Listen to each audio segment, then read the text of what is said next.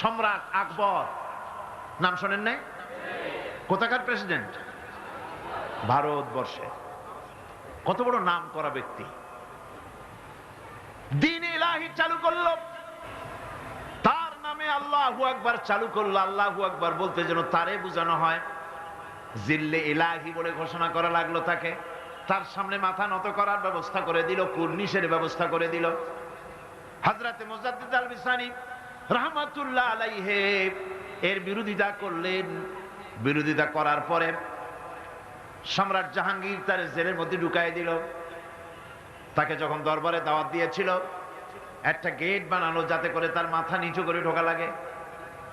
আল্লাহর মাহবুব বান্দা মুজাদ্দিদ আল বিসানি রাহমাতুল্লাহ আলাইহি তিনি মনে করলেন এখানে গেটটা নিচু করা হয়েছে যাতে করে আমি মাথা নিচু করে ঢুকি, আর এটাই সে কুর্নিশ হিসাবে ধরে নেবে। তিনি মাথা নিচু করলেন না, মর্দে মুজাহিদ বাদশার দরবারে নিজের বাম পাখানা আগে ঢুকাইয়া দিলেন।